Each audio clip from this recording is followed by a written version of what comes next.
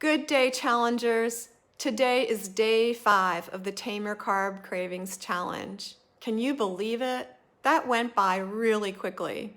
It always does, doesn't it? And so you've made it through the first 4 days. You've got the food stuff down.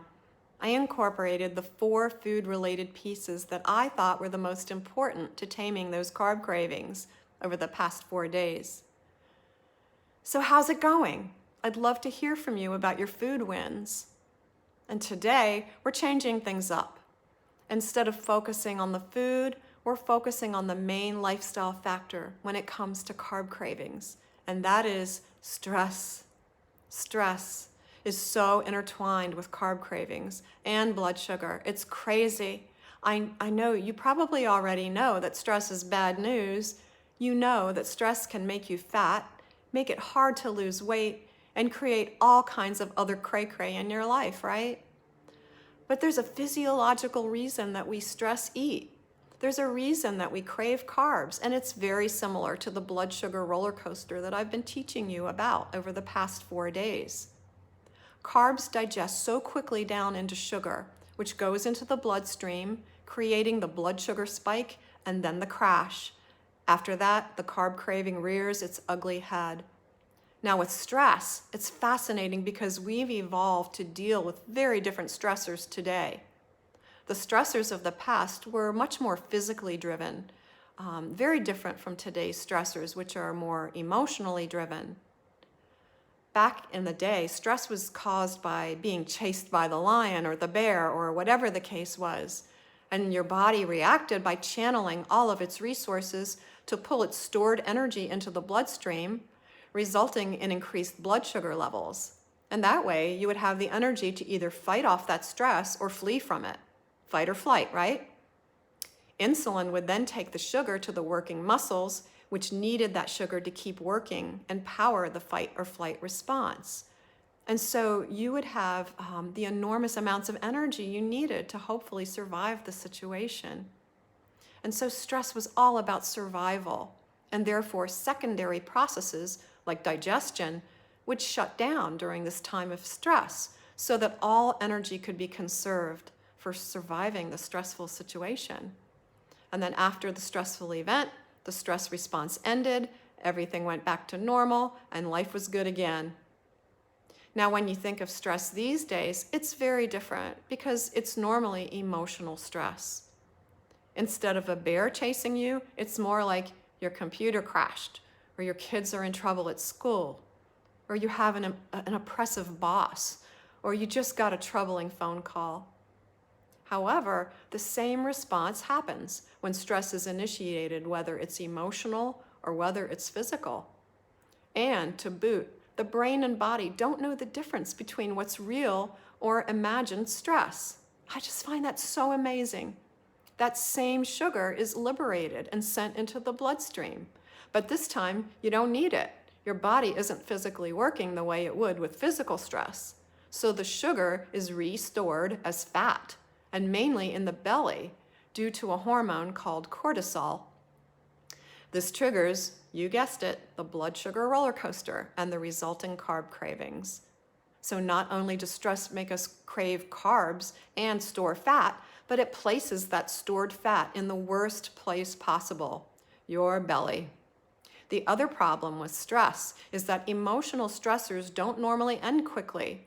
Sometimes emotional stress can go on for days or weeks or months, even years. You know what I'm talking about. And your stress response never really goes down. And so there's a constant cycle of high blood pressure, fat storage, and carb cravings. Your adrenals, which are responsible for manufacturing the stress hormones, eventually burn out. And we're not going to go down that rabbit hole today. That's really a whole different topic, but it is important to know how bad the situation is.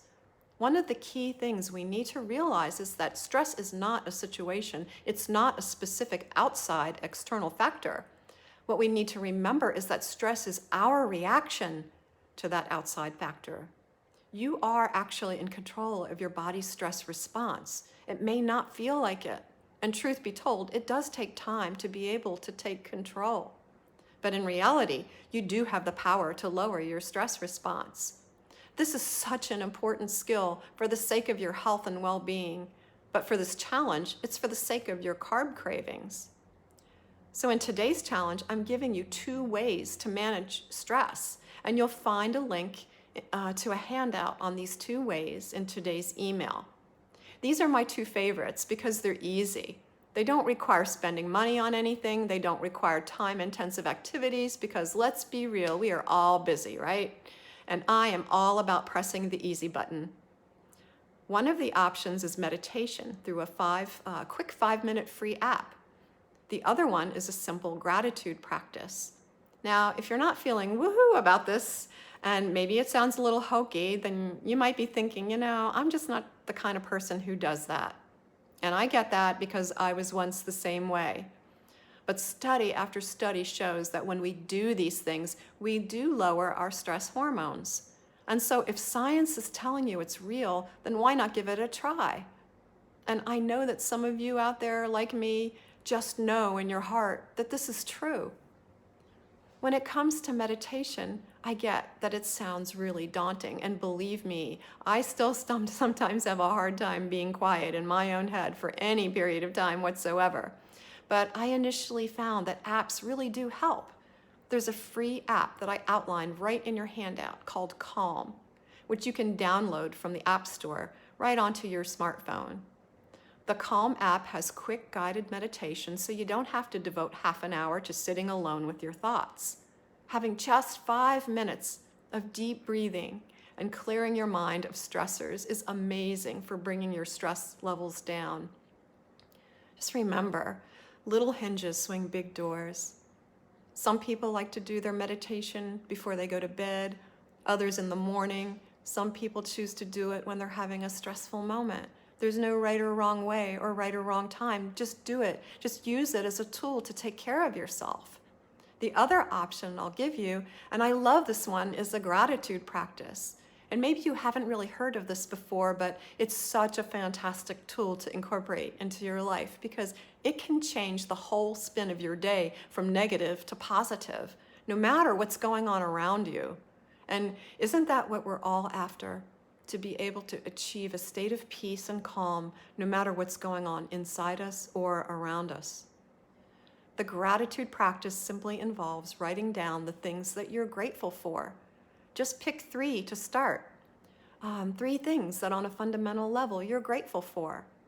Make them very specific and sensory-based so that you can picture that exact thing, what it sounds like, what it smells like, tastes like, and feels like, and write it down. And then every day, start your morning by repeating those things that you're grateful for out loud into a mirror or even just in the shower, just somewhere that you're going to be able to soak it all in and not just skim through it. Just be present to it. And you can repeat this every night before you go to bed. The point of a gratitude practice is that no matter what happens, you start your day on a positive note, thinking about and feeling the things that make you happy and grateful in your life. From there, the things that usually affect you negatively may not impact you as negatively because you're coming from a positive mindset and heart set. And then again, at the end of the day, if you're feeling overwhelmed and stressed, by reminding yourself how blessed you are and what makes you happy in your life, you stop that stress and negativity right in its tracks. You may even develop your own go-to happy place, something you bookmark, something that when you think about it, it just activates the chemistry of joy and gratitude in your body. For me, that's my dog, my corgi, Frederick. When something stresses me out or gets me down, just thinking about Frederick or petting him brings me back to an authentic place of joy and gratitude. So just pick one of the strategies, or both. You can never do too much when it comes to stress, right? And incorporate them into your life. And so that officially wraps up this 5-day challenge. I truly hope this was valuable to you. I hope it's helped to raise your awareness that there's both a physiological and emotional basis to cravings. And there's actually a lot more to it than what we've covered in this challenge, but hopefully you now see the clear relationship that when you fundamentally change the way you eat and consistently incorporate stress-reducing activities in your life, then you tame your carb cravings and avoid those energy crashes. Now, while I have you here, I want to get more into the heart of the matter for a moment. This 5-day training has been focused on taming your carbs. I know your ultimate goal for many of you is to lose weight. And hopefully you've already made a jump start on that with your new eating habits over the past 5 days, which is great. But I want to give you the tools to make this sustainable. When it comes to losing weight, what you eat, it's only part of the equation. An even bigger factor is who you are being. And the truth is, your body speaks your mind. Your body speaks your mind. And when your mind speaks stress, then your body speaks stress. I just introduced you to 2 simple and highly effective stress reduction techniques, but I have a much bigger arsenal of tools to share with you. And so I'll be sharing an awesome opportunity with you on today's live Q&A office hours for how you can learn even more impactful ways to get from stressed to zen and to receive more direct support from me so that you can step into the next greatest version of you where your mind and your body are expressing your heart's desires rather than stress. And I'll be answering any lingering questions you have about the challenge and chat also some more about today's mindset for success. Now, today's mindset is making non-food choices to nourish your heart and soul is an act of self-love, which offers everyone else the best version of you. And of course, I'll be announcing yesterday's prize winner. And so I'll meet you in our Facebook group at 12:15 p.m. Eastern Time. And if you can't make it live, then you can always catch the replay. In the meantime, I just want to thank you. I want to say a huge thank you from the bottom of my heart. I know your time is valuable, and I know there's so much out there. It's really hard to know what to pay attention to and what to give your time to.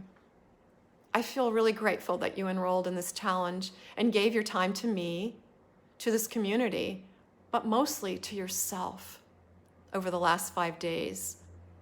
I hope you found it valuable. And if you have any big wins that you're willing to share, then I would love to celebrate them with you. Everyone in this community really would love to. So please go ahead and share those into our Facebook thread for today.